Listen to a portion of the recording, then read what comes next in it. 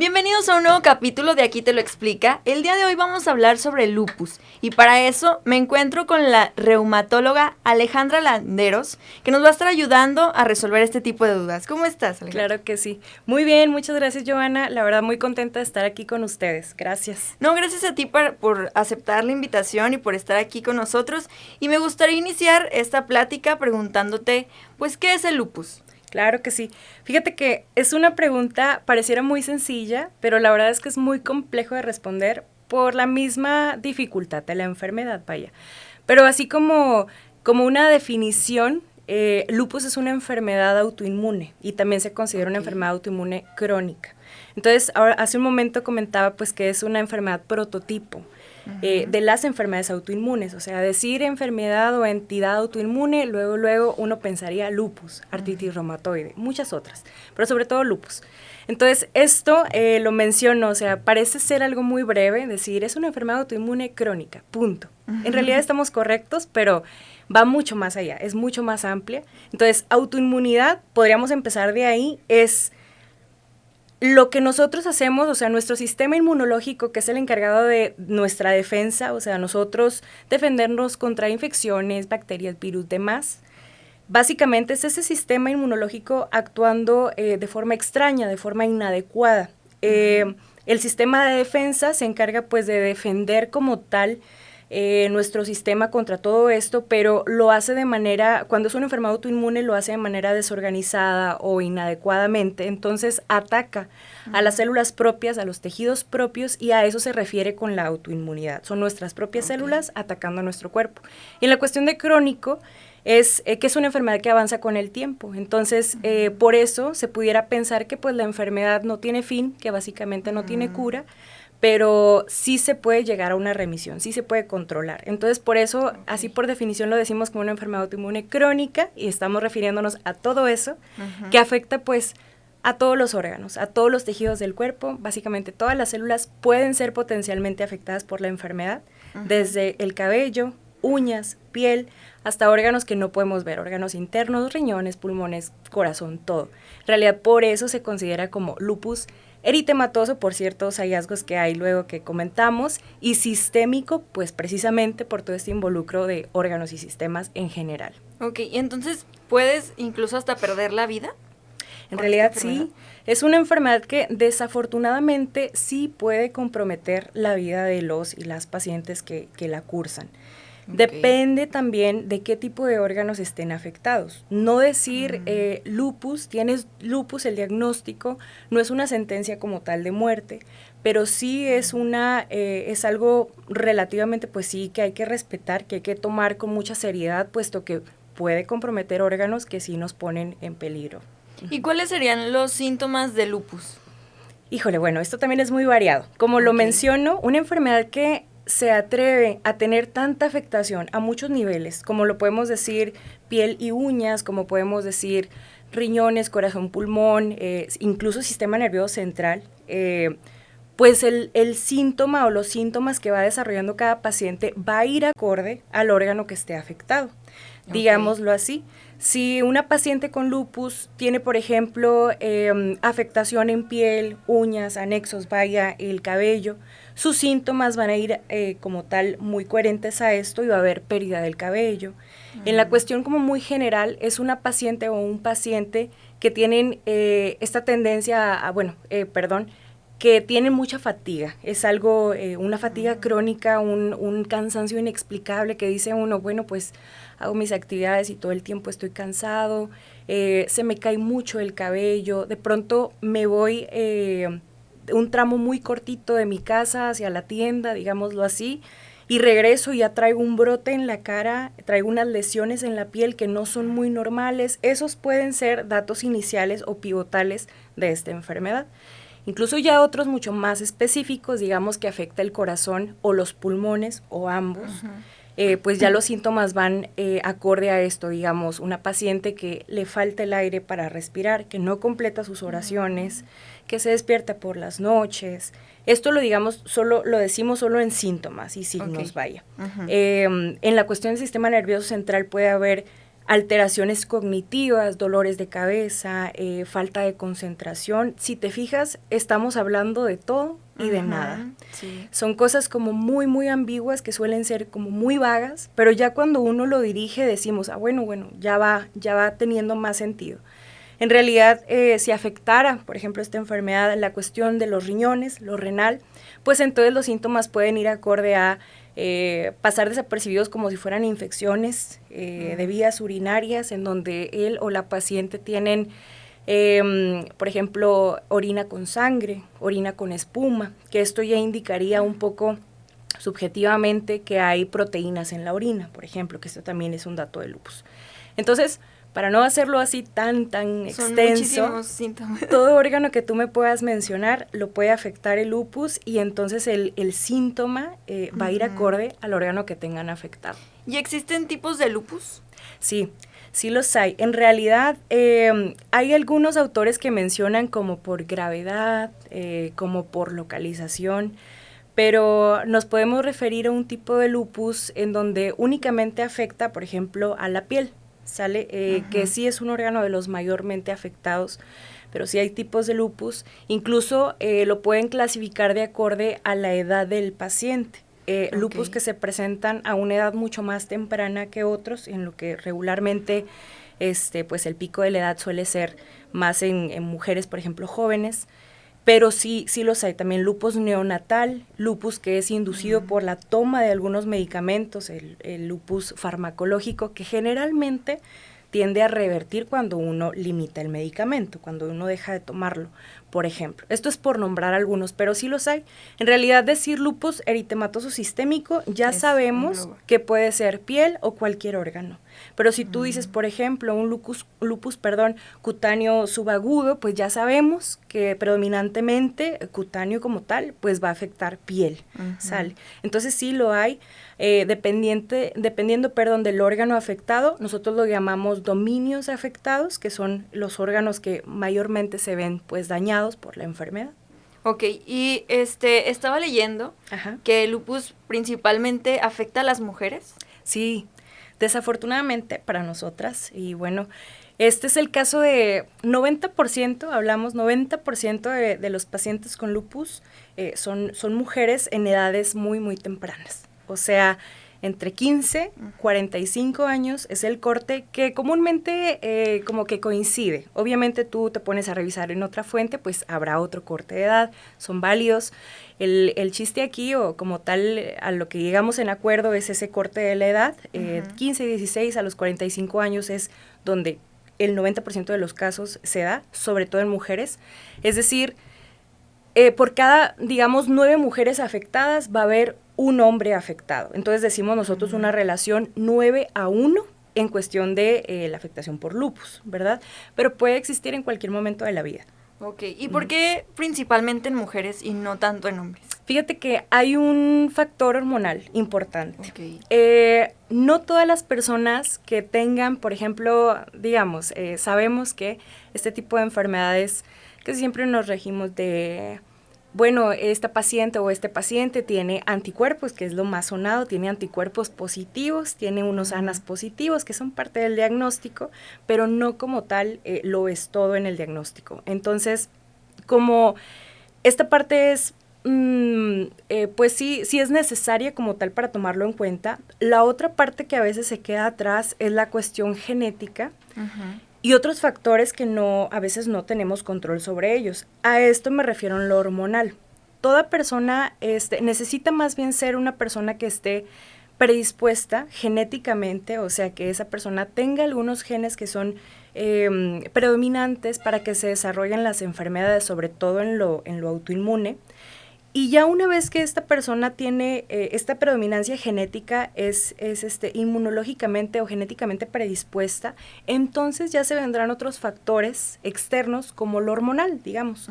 Entonces, sí hay cierto compromiso en la cuestión estrogénica u hormonal que comprometen más a las mujeres que a los hombres. Entonces, yo lo estoy diciendo como un todo, no es meramente, nos va a afectar más a nosotros por la cuestión hormonal, no. Es que esa persona, esa mujer, ya tenía algunos genes predisponentes para el desarrollo de la enfermedad y aparte la composición de las hormonas. Y aparte otros factores como la fotoexposición, es decir, la exposición tan importante de los rayos solares, sobre todo aquí en la comarca. También ese es otro, que se haya expuesto al tabaco, que haya tenido otros factores que a lo mejor no vemos de primera instancia, pero sí, la cuestión hormonal pudiera explicar esta parte también. Ok, y ahorita lo que llevamos platicando me doy cuenta que entonces hay más, o sea, el predominante general es el lupus en la piel, ¿verdad? Sí, bueno, en realidad puede debutar la enfermedad por la piel, sí, okay. Pero esto, el hecho de que esté solamente como un dato inicial, que esté en piel, no significa que hasta ahí va a evolucionar. No. Tiene la capacidad también 10-40% de hacerse, antes se decía generalizada, pero de hacerse sistémica, ¿cierto? O sea, que no solamente se limite a piel, sí se puede.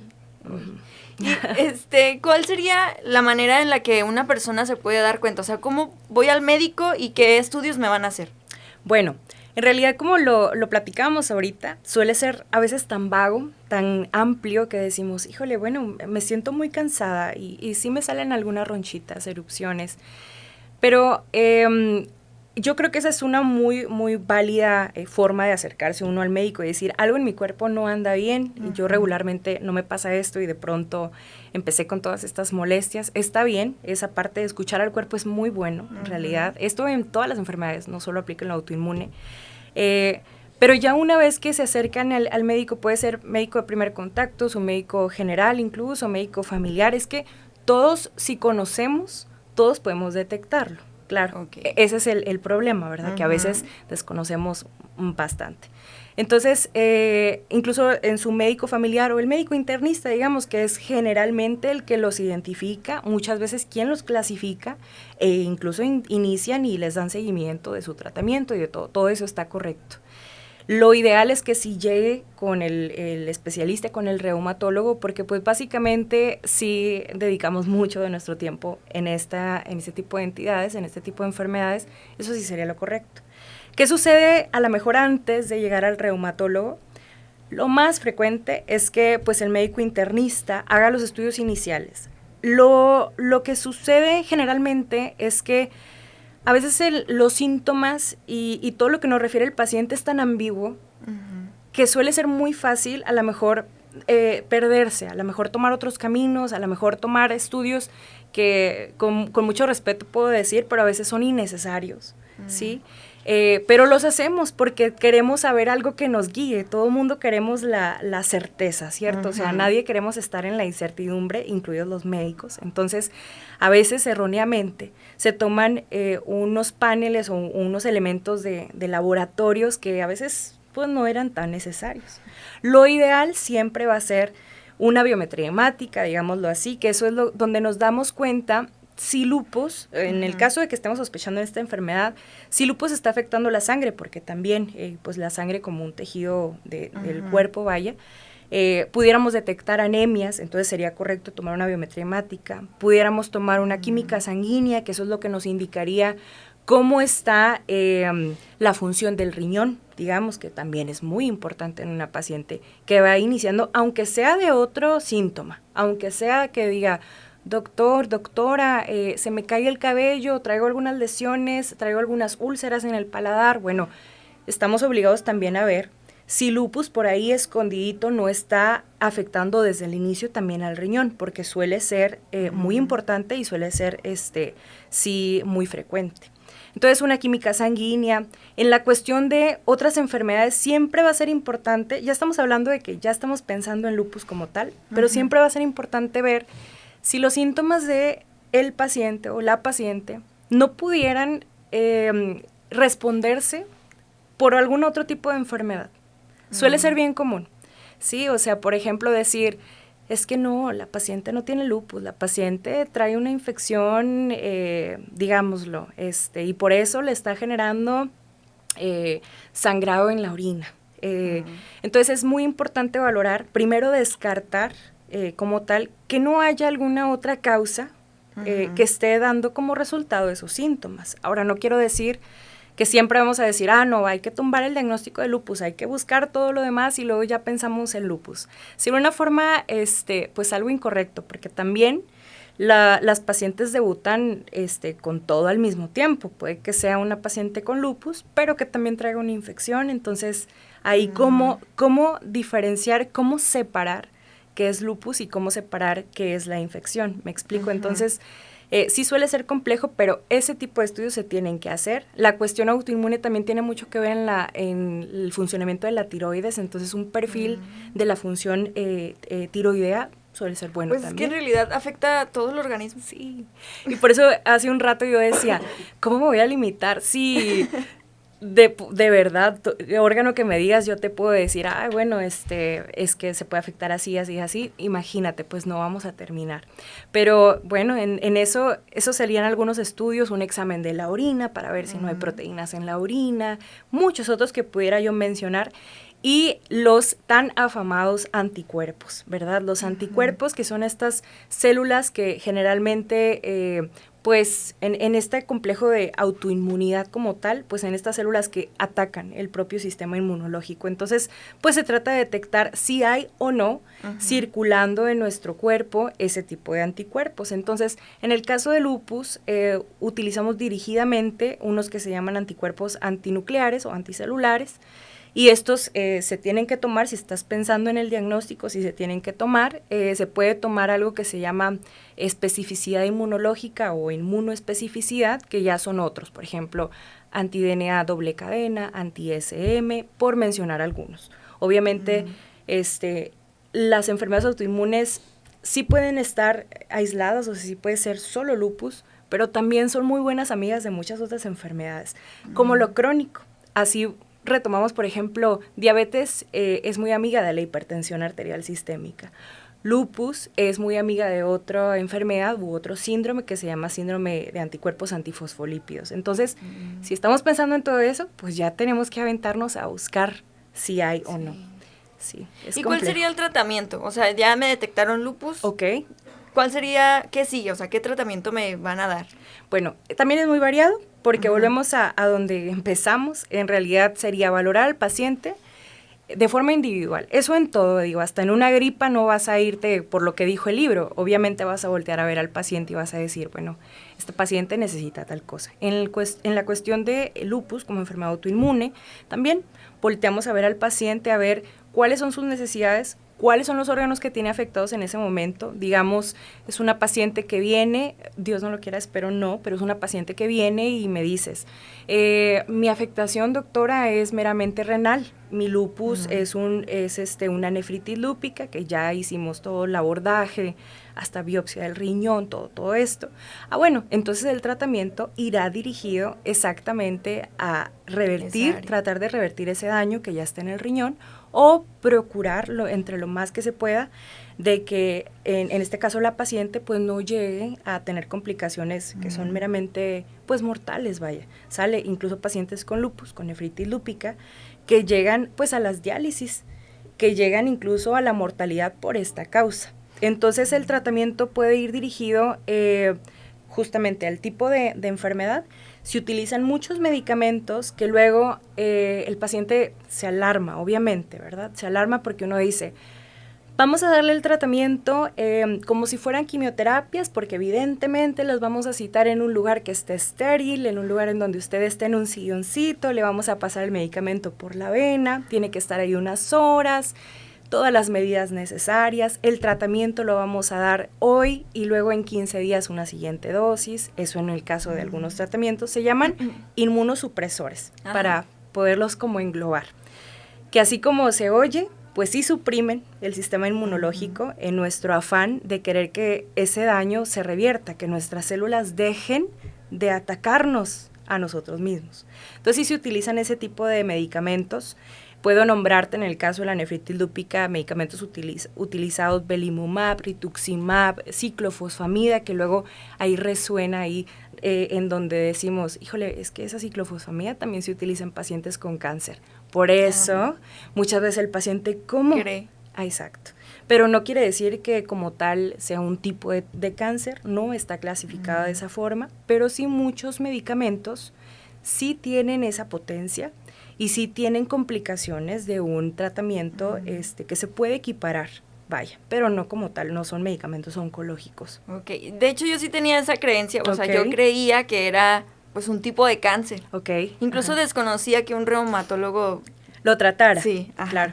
no sabía, o sea, que además de, yo creía que nada más veían como la artritis y todo De eso. acuerdo, sí, sí. Sí, no, es válido, está bien. La verdad es que todo lo que vemos como reumatólogos es también bastante variado.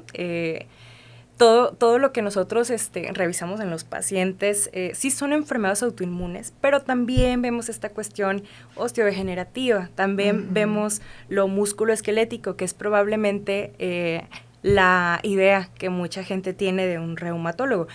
Es normal, hasta mi mamá me dice como, mi hija ve articulaciones y toda la gente dice, es traumatóloga. No, ve enfermedades raras, no está mal, en realidad sí vemos enfermedades raras, es decir, no raras por los nombres, no raras por eso, sino porque afectan un porcentaje muy bajito de la población en general, en realidad. Por eso se considera enfermedad rara, Sí. ¿cierto? Pero no, en realidad sí vemos lupus, artritis reumatoide, enfermedades de nombres más extraños, síndrome de Sjögren, síndrome antifosfolípidos, esclerosis, muchas otras, vasculitis también, inflamación de vasos sanguíneos, es muy, muy complejo, entonces, pero sí, o sea, tienes razón, en realidad sí podemos pensar reumatólogo igual lupus, artritis reumatoide. Sí. Sí son nuestras enfermedades top, digamos, pero hay mucho más, también la cuestión musculoesquelética que comento. Ok, y por ejemplo, si me detectan lupus a temprana, sí, no tan avanzado, Bueno, ¿lo puedo revertir de alguna manera o que voy a vivir ya siempre con el lupus? dependerá. Esto es una pregunta algo difícil, algo ahí como con truco, porque yo te puedo decir, es una paciente, digamos, edades tempranas generalmente son pacientes que sí debutan así, de forma natural. Digamos, una paciente 16, 20 años, digamos, que va iniciando con algunos síntomas, llámese cualquier síntoma de lupus. Entonces, aquí lo primero que hay que ver es qué afectación tiene. Generalmente es una enfermedad crónica. Ya se detectó en ese momento. Lo que hay que hacer y el compromiso que se tiene que dar con esa paciente es un seguimiento muy estrecho, es una vigilancia de ver qué órganos están afectados, qué complicaciones probables puede tener por la propia enfermedad y por el tratamiento, ¿sale? Si le vamos a exponer o no a corticoides, que son la llamada cortisona, vaya, a temprana edad, porque ¿qué es lo que puede traer esto? Bueno, si yo le ofrezco a una paciente porque lo necesita, le ofrezco prednisona a edad muy temprana y la dejo que en ese tratamiento, aunque sea intermitentemente, digamos, bastantes años, yo misma la estoy comprometiendo a que en sus 50, 60 años ella padezca osteoporosis, desarrolle diabetes, hipertensión arterial, por el tratamiento. Por luchar contra la enfermedad de base que fue lupus, yo le estoy ofreciendo todo ese combo aparte. Digo, no es malintencionado, obviamente la paciente necesita ese tratamiento, pero ese tratamiento resulta que si bien no la curó, sí la dejó en una etapa de remisión. Entonces eso contesta la pregunta, sí se puede llegar a una etapa en donde la enfermedad está completamente dormida, lo llamamos así, o inactiva. Para eso, pues, el médico utilizamos varias herramientas para saber si sí o no está inactiva. Es decir, tengo la enfermedad, pero no tengo ningún síntoma. Estoy bien. No quiere decir que porque ahorita me siento bien y mis estudios salieron muy bien, ya no tengo la enfermedad. Es como en la diabetes. Una vez que se da el diagnóstico como tal, hasta el momento, pues solamente está controlada, pero no te quitan como tal esa etiqueta de que tienes la enfermedad. Es algo similar en lupus. Entonces, ya tenemos el diagnóstico, el compromiso es dar seguimiento y sí hay probabilidad bastante frecuente que cuando se detecta de forma muy temprana, que lleguemos a la remisión en algunos meses. Sí es posible. Okay. ¿Esto podría ser que existen como tipo brotes? Sí, por así decirlo. Sí. Los brotes, estas enfermedades son intermitentes, o sea, hay muchos factores externos, vaya, que pueden dar lugar a estos brotes. Algunos tan difíciles de explicar a los pacientes como el hecho de decir, si usted se sigue exponiendo tanto al sol, si usted no se aplica su protector solar, porque esa es una parte muy importante, si no lo aplica, probablemente se reactive la enfermedad. Lupus es una enfermedad que se mide en cuanto a actividad. O sea, como es algo crónico, tenemos que saber cómo está lupus en ciertos momentos de la vida. Entonces, nosotros vemos estudios de laboratorio, por ejemplo, la cuestión clínica del paciente, y ya con base a esto, entonces sabemos si la persona está activa primero y qué tan activa.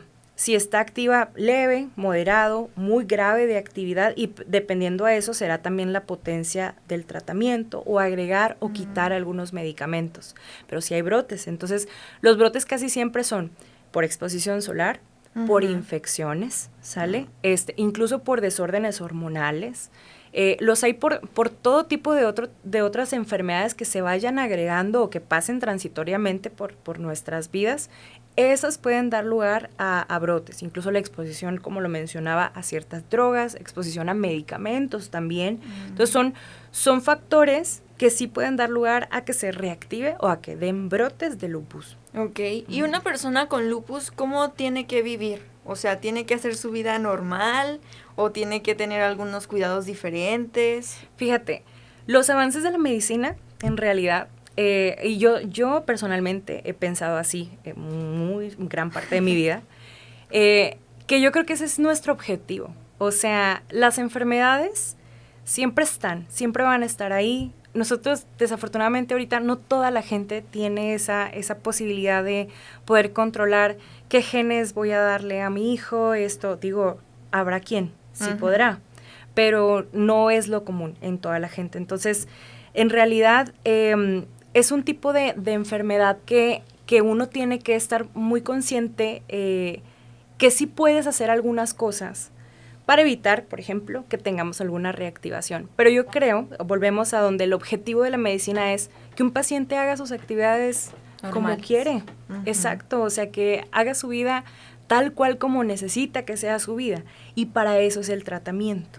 Entonces, si nosotros dijéramos, el tratamiento es nada más para bajarte, para que te suba la hemoglobina, para que no traigas anemia, y es para bajarte los niveles de glucosa. De eso no se trata de números. Es decir, si uno ve una anemia con una hemoglobina, de 10, y el médico solo se enfoca en subir los gramos de hemoglobina de 10 a 14 para que la paciente ya ande súper bien en el papel, pues entonces eso es un fracaso, pues ¿verdad? Sí. Entonces, lo que nosotros queremos como médicos, muchos coincidirán, es que el paciente o la paciente haga sus actividades independientemente de cómo estén sus estudios de laboratorio. Tiene mucha relación que el estudio esté bien, la paciente esté bien, claro que sí, pero no se trata nada más de normalizar esos datos, sino que la paciente pueda hacer sus actividades. Sí puede hacer su vida normal siempre y cuando esté inactiva la enfermedad o en actividad leve. El objetivo siempre del tratamiento en las enfermedades autoinmunes va a ser llevar a la paciente o el paciente a remisión, o bueno, a inactividad, ¿sale? O bien a remisión.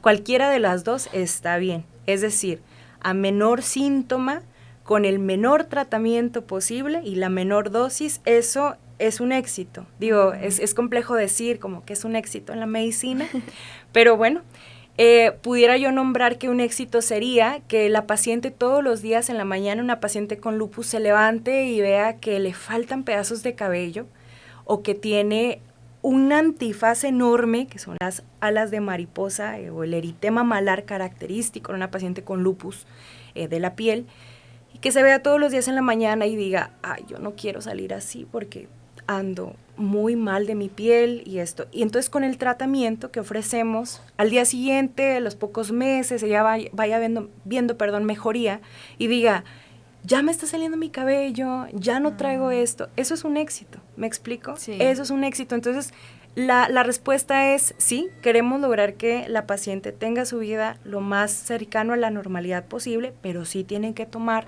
otras medidas. Ellas no pueden salir al sol, mucho menos al sol de aquí en nuestra ciudad, sin un protector solar.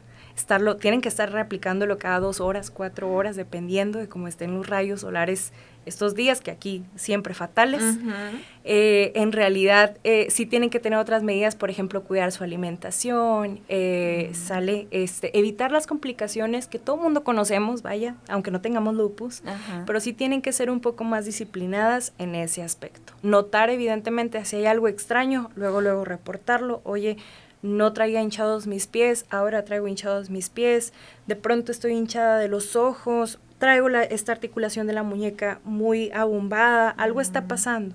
Entonces sí tienen que ser más estrictos en esa parte. Fijarse más en su cuerpo. Claro, lo que diga el cuerpo, pues en realidad sí hay que reportarlo. En una paciente con lupus es bien importante. ¿Y cómo afecta la salud mental? O sea, porque estábamos hablando de que pues hay veces en las que a lo mejor pues no van a estar contentos con cómo se ven, ¿verdad? Ok, eso es bien importante, sobre todo hoy en día. Estamos bombardeados de información, estamos llenos de mucha información muy útil, otra no tanto, pero sobre todo esta cuestión como de lo muy superficial, ¿verdad? Es lo que comentamos ahorita, de el hecho de vernos nosotros y decir, esta parte no me gusta, quisiera mejorar esta parte, quisiera no tener esto, lo otro, tiene mucho que ver. No solamente en lo autoinmune, no solamente hablando de lupus, sino de forma general, pero en lupus, considerado como una enfermedad crónica, es decir, te dicen, es algo crónico, es algo sistémico, o sea, ya estás diciendo, crónico toda mi vida, sistémico pueden ser todos mis órganos. ¿Qué impacto tiene eso? Muchísimo. Sí. Es un impacto terrible. El hecho de dar un diagnóstico de este tipo no es fácil para nadie, al menos yo como médico, yo sí al menos trato de tener mucho tacto en esa parte, porque estás diciéndole a una persona que básicamente su forma de vida a partir de ese momento va a ser distinta, que ella no es igual a la vecina que la acompaña o a la mamá o a quien la acompañe, son completamente diferentes en la cuestión de la salud. Entonces, eso afecta muchísimo a nivel cognitivo, o sea, a nivel mental, vaya, de qué me va a pasar. Si no me cuido, ya me dijo la doctora que me puede pasar lo más terrible del mundo. O también de decir, si no llevo el tratamiento, ¿qué voy a hacer? Si no lo completo, porque ese es otro tema bastante importante. En las enfermedades autoinmunes, a veces los costos también, como en muchas otras ramas, son medicamentos que no toda la gente puede llevarlo.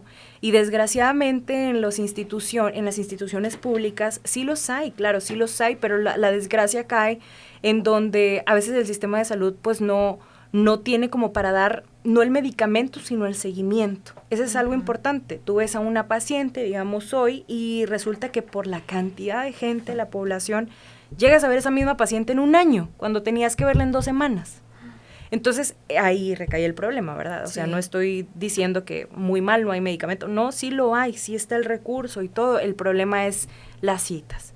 Somos pocos reumatólogos, es mucha población, pero como tal, sí, este tipo de enfermedades sí se tiene que estar revisando pues de forma bien estrecha. En realidad, son personas que sí, en la cuestión mental también va mucho no solo la enfermedad, sino cómo la voy a costear, ¿sí? ¿Qué tipo de complicaciones puedo tener? ¿Cuánto tiempo me va a llegar esta enfermedad? Básicamente, el ser humano por sí solo estamos como negados a tener una enfermedad para toda la vida, como que nos etiqueten de alguna forma, de alguna manera, vaya, resulta molesto para todos. Entonces, sí afecta en la cuestión mental. Hay incluso un mayor porcentaje de alteraciones o trastornos, como trastornos de depresión, ansiedad, en este tipo de patologías autoinmunes, y pues se entiende por todo lo que estoy comentando, como todo el contexto, pero sí lo hay. La salud mental, hay que priorizarla mucho en este tipo de pacientes. Ok, y ya para ir finalizando, me gustaría que nos dijeras, pues, algún mito que te ha tocado escuchar respecto a esta enfermedad. ¿Algún mito? Híjole. O alguien que diga, pues, no sé, por ejemplo, yo que tenía la creencia que era un tipo de cáncer. Ok, bueno, yo creo que ese sí es algo muy válido, ese sí nos ha tocado, a mí me ha tocado personalmente que sí oiga, ¿por qué le está dando a mi hija la quimioterapia? Entonces, nosotros nos toca ya comentar que pues son medicamentos que tienen diferentes usos, diferentes dosis. Yo creo que esa es una buena. Otra es mi cuñada, mi sobrina, mi no sé qué, tenía lupus y se murió. O sea, yo me voy a morir mañana también. Ese es otro. Entonces, ahí como tal, no se podría considerar como un mito, pero es muy común que nosotros nos comparemos con mucha otra gente, entonces tenemos todas esas ideas de cómo le fue a la vecina o cómo le fue a algún otro paciente, es como nos va a ir a nosotros personalmente como pacientes cursando esta enfermedad.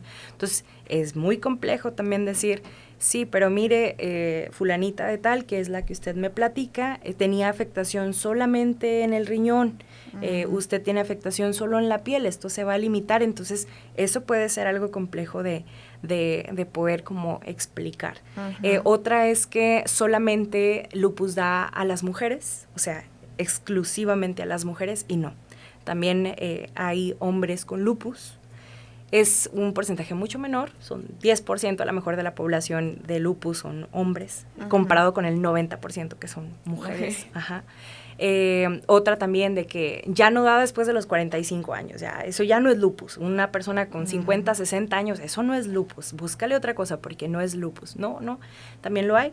Es un lupus de inicio más tardío, como late onset lupus, como tal, después de los 50 años, incluso más, sí se puede desarrollar y tiene otro comportamiento. Ya no es tan igual, digamos, ya no es un comportamiento más de renal, digamos, así, es un comportamiento a lo mejor pulmonar, tiene complicaciones más pulmonares, cardíacas, quizás, se comportan diferente de acuerdo a cómo avanzamos en la edad. Pero sí, puedo nombrar más o menos esos, y bueno, de medicamentos no se diga, ¿verdad? Nos automedicamos bien y bonito, bien padre. Y hay quienes incluso creen en los tratamientos, pues, naturales. Eso sí, bueno, ese es un tema muy importante. Yo creo que sí, uno de los mitos es, tomé esta hierba, estas pastillas naturistas, y se me quitó muchos de los síntomas, milagrosamente todo mi cuerpo está en perfectas condiciones y no con lo que usted me había dejado. Entonces, eso también. Estamos muy expuestos a todo esto. Lo malo de eso es cómo están regulados esos medicamentos, ¿sale? No quise hacer las comillas, pero ya las hice. ¿Cómo están regulados esos medicamentos? Es decir, ¿quién sabe cuánta dosis trae esa píldora de tal o cual cosa? Y nosotros pensamos, ok, pero ¿cómo esta hierba es válido? Está bien, pero ¿cómo esta hierba pudo quitar los síntomas en segundos? Bueno, porque probablemente traiga algunos otros componentes que no estén en la etiqueta. Sí, entre ellos es muy, muy común que pongan cortisona o corticosteroides. En eso sí, pues que por eso el beneficio sea muy rápido. No estoy hablando de ninguno en específico, pero como tal, sí nos enfrentamos mucho a eso, de este remedio natural o que encontré en alguna tienda como un remedio natural me hizo mejorar en lugar de lo que me dieron. Entonces, esos también pueden ser mitos que tenemos a veces que revisar, igual con mucho respeto, ¿verdad? Porque no sabemos si es una tradición de la familia o lo que sea, o quién se lo dio. Hay que revisar de qué se trata para ver si le está dando más complicaciones o si en realidad le está dando mejoría. Pues muy bien, pues muchísimas gracias por estar aquí. ¿Alguna recomendación que quieras darle al público que nos está viendo? Pues en realidad yo creo que para finalizar, escuchar el cuerpo, todas las molestias, no pasarlas desapercibidas, porque luego este tipo de enfermedades autoinmunes son tan complejas que no, es muy bonito para el médico ver a un paciente que debuta pues sí como de libro, ¿no? De que decimos, ay no, esta paciente ya sé lo que tiene, o sea, apenas la ves entrar y dices, ya sé lo que tiene, ya.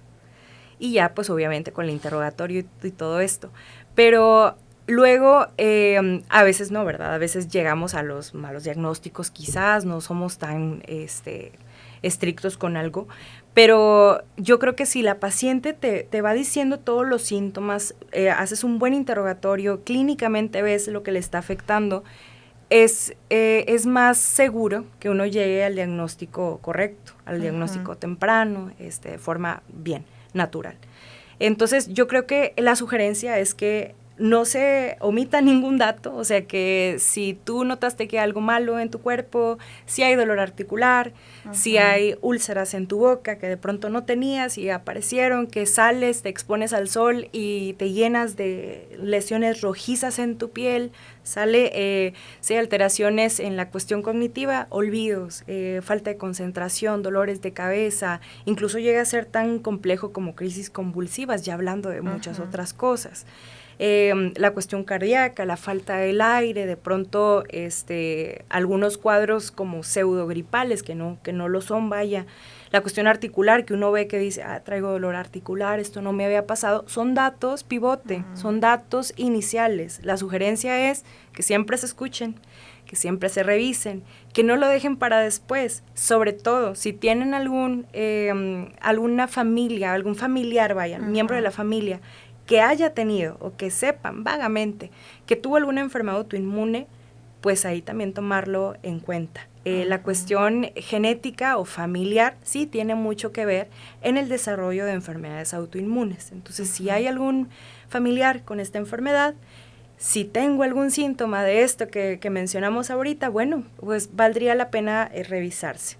Muy bien. ¿Y en alguna red social en la que te podamos encontrar? Sí, estoy en Instagram únicamente como doctora landeros.reuma.